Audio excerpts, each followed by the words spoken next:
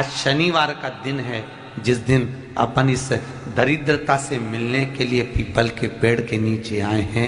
हिंदू धर्म में ये दिन पीपल के वृक्ष के लिए पूजनीय होगा।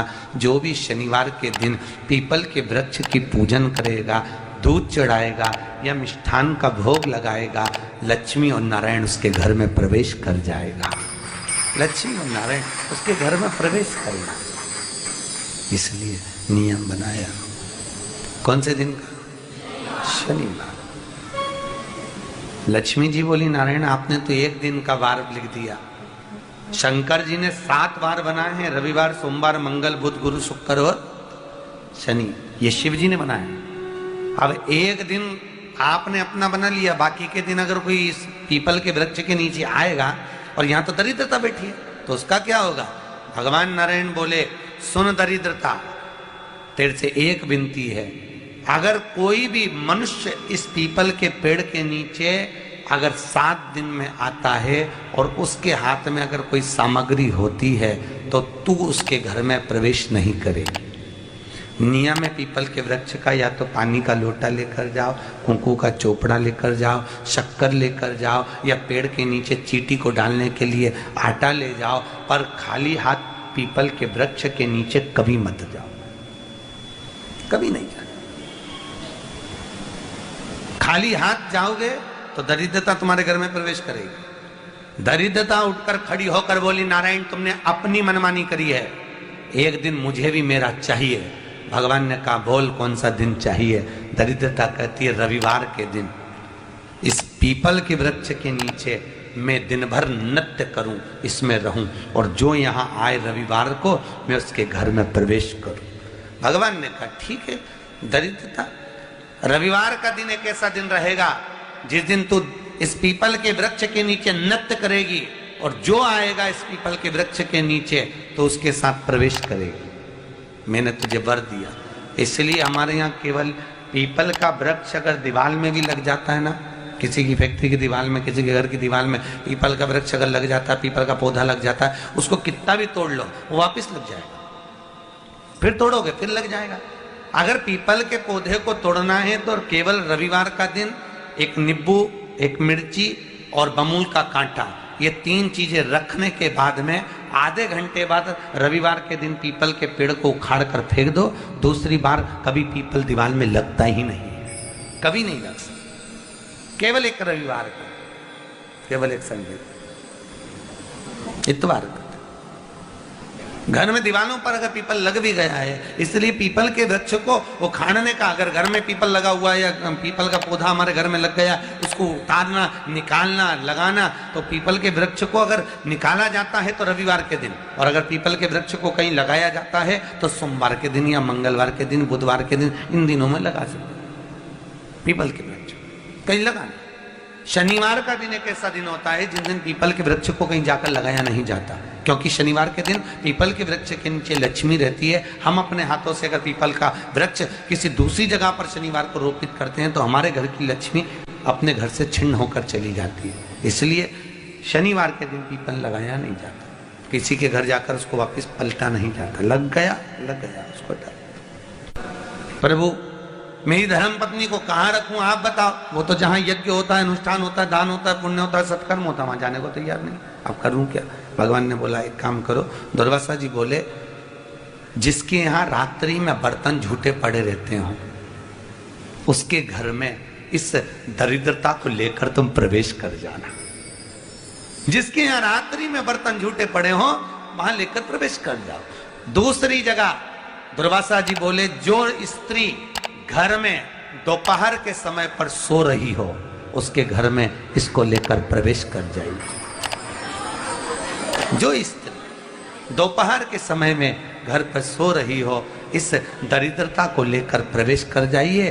तीसरा, जिसके यहाँ पर दरवाजे पर कांटे वाले पौधे लगे हों उस घर में इस दरिद्रता को लेकर प्रवेश कर जाइए। दरिद्रता, कितनी सुंदर बात कही है। दाता और विधाता, कौन कौन? दाता और विधाता। लक्ष्मी और दरिद्रता के सगे भाई हैं। कौन कौन? दाता और विधाता। दाता को फिटकरी प्रिय है, विधाता को नमक प्रिय है। ये दोनों हमेशा लक्ष्मी को और दरिद्रता को दोनों को समझाते थे, दोनों में प्रेम बढ़ाते थे। आज भी हिंदू धर्म की रीति है, यहां तो ठीक है, जिसके यहां पर भी अगर थोड़ी सी भी परेशानी होती है, थोड़ा सा क्लेश होता है, अशांति होती है, लक्ष्मी नहीं टिक रही हो, काम नहीं बन रहे हो, बहुत प्रयास करा जा रहा हो और हमारा कार्य नहीं होता, तो क्या करते हैं? फिटकरी और नमक को पानी में डाल देते हैं और घर में पोछा लगा देते हैं। आप लोगों ने आजकल फेसबुक पे भी पढ़ा होगा, व्हाट्सएप पे भी पढ़ा होगा। तो क्यों लिखा उसमें? उसका कारण ही केवल ये है कि दाता और विधाता की प्रियता उसमें। माता ख्याति के जो 4 बच्चे हुए, इसमें जो 2 लड़के हैं, दाता और विधाता, उसकी प्रियता उसमें, उसकी पूर्णता उसमें। अब दुर्वासा जी बोले अपनी धर्म पत्नी को वहां लेकर, जहां कांटेदार पौधे लगे हों वहां पर लेकर प्रवेश कर जाइए। कांटेदार पौधों में उस दरिद्रता का निवास हो गया। कितना विचित्र कथा यहां वर्णन करी है। श्रीमद् भागवत के अंतर्गत जो वर्णन किया कि मृत्यु निश्चित है, रोग ऐसा शनि महाराज के कारण हो गया हो, अच्छे काम करते करते उल्टे हो रहे हैं, होते हैं किसी किसी के साथ में, विपरीत परिस्थितियां आ जाती है, अच्छा करने जाओ बुरा हो जाता है, अच्छा कर्म करने जाओ बुरा हो जाता है। तो पीपल के वृक्ष की जो छाल होती है, छाल देखिए, पीपल के वृक्ष में जो छाल लगी होती है, उस छाल को घिसकर चंदन बनाकर भगवान शंकर का स्नान कराकर, अभिषेक कराकर, पूजन कराने के बाद में पिपलेश्वर महादेव का नाम लेकर, कौन से महादेव? पिपलेश्वर महादेव का नाम लेकर वो जो घिसी हुई छाल होती है, उस छाल का तिलक भगवान शंकर को लगा लो और उसी का थोड़ा सा भाग अपने कंठ पर, मस्तक पर लगाना प्रारंभ कर दो। धीरे धीरे जो विपरीत दशा है वो सुधरना प्रारंभ हो जाती है। पर नाम याद रखना, पिपलेश्वर। काशी में जो शिव जी की स्थापना कौन ने करी? काशी में जो शंकर भगवान बैठे उनकी स्थापना करी थी शनि महाराज ने। किसने करी थी? शनि महाराज ने। क्योंकि भगवान शनि महाराज को उनकी माता के द्वारा श्रापित हो गए और शनि महाराज कांपने लगे। शनि महाराज कांपते कांपते, मैं जाऊं तो जाऊं कहां, करूं तो करूं क्या? महाराज, शनि महाराज दौड़े और दौड़कर भगवान भोलेनाथ के पास पहुंचे। हे शंकर, त्रिकालदर्शी, कैलाशी, अविनाशी, कृपा करिए बाबा भोलेनाथ, कृपा करो।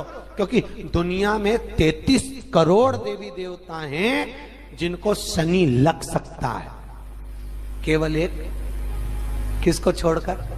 शिव को छोड़कर। राम जी को शनि लगा तो 14 वर्ष वनवास चले गए। कृष्ण को शनि लगा तो मथुरा छोड़कर द्वारका चले गए। शनि लगा। हनुमान जी को शनि लगा तो गुफा में बैठकर राम राम जपना पड़ा। शनि सबको लगता है, केवल शनि नहीं लगता तो एक मेरे महादेव को, मेरे भोले बाबा को नहीं लगता। शंकर के पास में शनि आ गए। शनि ने आकर कहा, भोलेनाथ कृपा करिए बाबा, मैं बड़ा कष्ट में हूं, मैं करूं क्या? बाबा भोलेनाथ ने कहा, जा गंगा जी के तट पर काशी में जाकर एक शिवलिंग की स्थापना कर, उसकी आराधना कर और तेरा शरीर ठीक हो जाएगा, कष्ट नहीं भोगेगा। शनि महाराज ने काशी में जाकर शिव जी की स्थापना करी। आज भी नियम है, जिसको शनि लग जाता है, एक काजल की डिब्बी ले लो और काजल की डिब्बी को 21 बार उतार कर उसको एकांत में जाकर, जंगल आदि में एकांत में किसी पेड़ के नीचे इतना सा खड्डा खोद कर उसमें काजल की डिब्बी को डाल दो और मिट्टी से पूर दो, उस व्यक्ति का शनि समाप्त हो जाता है। काशी विश्वनाथ का नाम लेकर काजल की डिब्बी को 21 बार उतार कर अगर काशी विश्वनाथ का नाम लेकर शनि वाले व्यक्ति को अगर पेड़ के नीचे दबा दे, शनि समाप्त, शनि उसको परेशान नहीं कर सकता। काशी कितनी मूलता है। उस क्रम को देखिए, भगवान शंकर पर विश्वास रखकर एक एक पल, एक एक घड़ी, एक एक समय, एक एक नक्षत्र का शिव महापुराण में वर्णन है। यहां तक शास्त्र कहता है कि पीपल के वृक्ष की जब भगवान शिव रचना करे, पीपल के वृक्ष की जब रचना करी गई तो उस पीपल के वृक्ष में भी कौन सा समय किसका है ये शिव महापुराण वर्णन करती है। सुबह 4 बजे से लेकर 7:30 बजे तक पीपल के वृक्ष में ब्रह्मा जी का वासा होता है। 7:30 बजे से लेकर 10:30 पौने 11 बजे तक पीपल के वृक्ष में भगवान विष्णु का वासा होता है। 10:30 बजे से लेकर पीपल के वृक्ष में 11:30 बजे तक पितरों का वासा होता है। 11:30 बजे से लेकर 12:30 बजे तक पीपल के वृक्ष में आहूतों का वासा होता है। 12:30 बजे से लेकर शाम को 4 बजे तक पीपल के वृक्ष में वासुकों का वासा होता है। 4 बजे से लेकर शाम को 7:30 बजे तक पीपल के वृक्ष में शंकर का वासा होता है। 7:30 बजे से लेकर 9:30 बजे तक पीपल के वृक्ष में कुबेर का वासा होता है। 9:30 बजे से लेकर फिर कुबेर के वृक्ष में अन्य देवों का वासा चालू हो जाता है। इसलिए हमारा हिंदू धर्म कहता है, हमारे शास्त्र कहते हैं कि पीपल के वृक्ष को जब पूजा जाता है, पीपल के वृक्ष की जब पूजन करी जाती है तो सुबह 10:30, 11, ज्यादा से ज्यादा 11:30, ज्यादा से ज्यादा 12, उसके पहले पीपल के वृक्ष की पूजन कर लेना चाहिए। रात को कुबेर का वासा होता है, इसलिए पीपल के वृक्ष में दीपावली के दिन रात्रि को 8:30 बजे से लेकर 9:30 बजे के बीच में जो पीपल के वृक्ष के नीचे घी का दिया लगाता है उसके घर में कभी संपदा की कमी नहीं आती है, क्योंकि कुबेर स्वयं विराजमान होता है पीपल के वृक्ष के नीचे। क्यों? क्योंकि 11:30 बजे से लेकर 12:30 बजे तक पीपल के वृक्ष में पितरों का वासा रहता है, आहूतों का वासा रहता है, फिर वासुकों का वासा आता है। पितृ किसको कहते हैं? महाराज जो पूरी उम्र लेकर चले गए और उनके भीतर अभिलाषाएं बहुत थी, मैं ये भी करना चाहता हूं, मैं ये भी करना चाहता हूं, वो पितृ हो जाते हैं। आहूत किसको कहते हैं? जिस माता के गर्भ में बच्चा जन्म ले और मर जाए, या 6 महीने का गर्भ धारण करने के बाद अवर्षण हो जाए, जीव पड़ने के बाद 6 महीने के बाद अगर बच्चा गर्भ में भी शांत हो जाता है, कुंवारी अवस्था में शांत हो जाता है, जिसका विवाह नहीं हुआ ऐसा बच्चा जब शांत हो जाता है, अधोगति में कोई मर जाता है, सुसाइड कर एक्सीडेंट में किसी भी रूप में मर जाता है तो वो आहूत कहलाता। शनिवार के दिन जो पीपल के वृक्ष में सरसों के तेल का दीप लगाता है उसको शनि कभी परेशान नहीं करता। एक बात हमेशा ध्यान रखिएगा, मान लो अगर कोई भारी रोग ऐसा शनि महाराज के कारण हो गया हो, अच्छे काम करते करते उल्टे हो रहे हैं, होते हैं किसी किसी के साथ में, विपरीत परिस्थितियां आ जाती है, अच्छा करने जाओ बुरा हो जाता है, अच्छा कर्म करने जाओ बुरा हो जाता है। तो पीपल के वृक्ष की जो छाल होती है, छाल देखिए, पीपल के वृक्ष में जो छाल लगी होती है, उस छाल को घिसकर चंदन बनाकर भगवान शंकर का स्नान कराकर, अभिषेक कराकर, पूजन कराने के बाद में पिपलेश्वर महादेव का नाम लेकर, कौन से महादेव? पिपलेश्वर महादेव का नाम लेकर वो जो घिसी हुई छाल होती है उस छाल का तिलक भगवान शंकर को लगा लो और उसी का थोड़ा सा भाग अपने कंठ पर, मस्तक पर लगाना प्रारंभ कर दो। धीरे धीरे जो विपरीत दशा है वो सुधरना प्रारंभ हो जाती है। पर नाम याद रखना, पिपलेश्वर। जम कितना भी दुख, विपदा, कष्ट सम्मुख में खड़ा हुआ हो, कितना भी दुख, पूंजी धन की अगर आपको कमी पड़ रही है और ऐसा लग रहा है कि मेरे पास में कुछ भी नहीं, हम तो यहां तक कहेंगे कोई मकान बना रहे हो, बेटी का विवाह कर रहे हो, बेटे का विवाह कर रहे हो, कोई अच्छा कार्य कर रहे हो, धन संपदा की भी कमती दिखे तो समय पर कांता भगवान का स्मरण कर, कांता चक्र का स्मरण कर, शिव और नारायण का नाम लेकर, एक बेलपत्र, एक शमी पत्र, एक श्वेत पुष्प, एक लाल पुष्प, दोनों हाथ में लेकर भगवान शंकर के अशोक सुंदरी के स्थान पर अगर समर्पित करा जाए तो संपदा की भी कमी नहीं आती। वो कांता चक्र है जो नारायण के। यहां तक शिव महापुराण की कथा कहती है, अगर कोई विद्वत ब्राह्मण ने आपको बताया है कि आपके घर में पितृदोष है कोई विद्वान ब्राह्मण ने बता दिया कि आपके घर में काल सर्प दोष है, कोई विद्वान ब्राह्मण ने बता दिया कि आपके यहाँ पर ये वास्तु दोष है और इस दोष को मिटाना जरूरी है। कोई ने आपको बताया, उस समय पर हमें घबराना नहीं।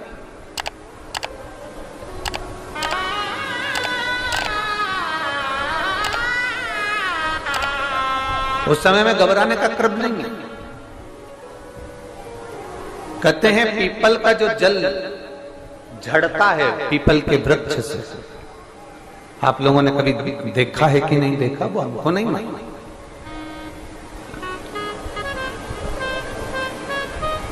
कितना भी अगर कोई वास्तु दोष बता दिया, पितृ दोष बता दिया, काल सर्प दोष बता दिया, कितना भी अगर कोई दोष बता दे, तो पीपल का जो जल वृक्ष में से झड़ता है, कभी कभी आप उसके नीचे हाथ रखकर देखना, थाली रखकर देखना, उसमें पत्थर पर देखना, तो वहां पर भी पानी के निशान आपको मिलेंगे, बूंद के निशान मिलेंगे।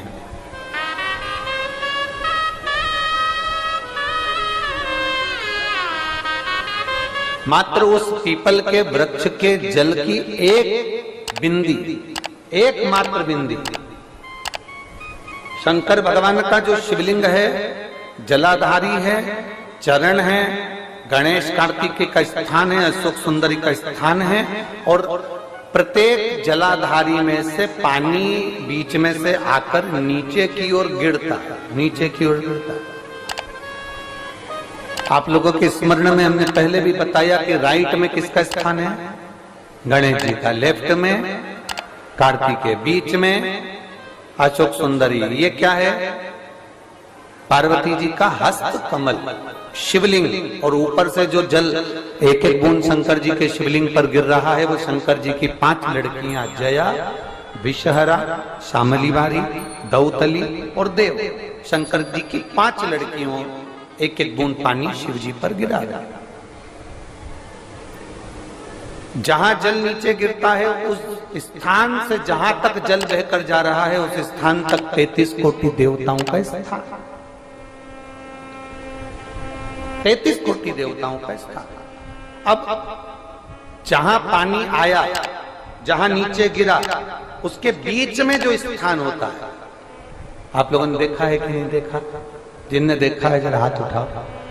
ये पानी जैसे यहां तक आया और यहां के बाद नीचे गिरेगा, तब वो नाली के माध्यम से बाहर जाएगा। तो जितनी दूर यहां से वो नीचे की ओर जो गिर रहा है, यहां से वो नीचे की ओर जो पानी जा रहा है, ये जो स्थान होता है, ये हमारे 3 दोषों को निवारण तुरंत कर देता है।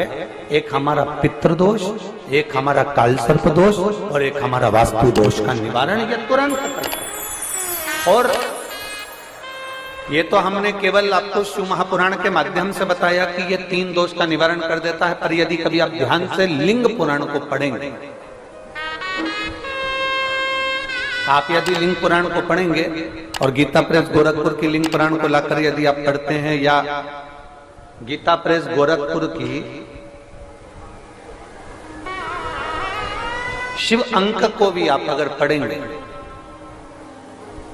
उसका नंबर हमारे स्मरण में नहीं आ रहा है, शिव अंकों को भी अगर आप पढ़ेंगे तो उसमें भी आपको वर्णन मिलेगा कि हम तो केवल 3 दोष का बता रहे हैं, पर हमारे शास्त्र तो यहाँ पर और भी दोषों का वर्णन कर रहे हैं। जैसे किसी ने बता दिया आपको शनि का दोष है, किसी ने बता दिया मंगल का दोष है, किसी ने बता दिया आपको केतु का दोष है, किसी ने बता दिया आपको राहु का दोष है, किसी ने आपको कह दिया कि बृहस्पति का दोष है, किसी ने कह दिया आपको ये वाला दोष है।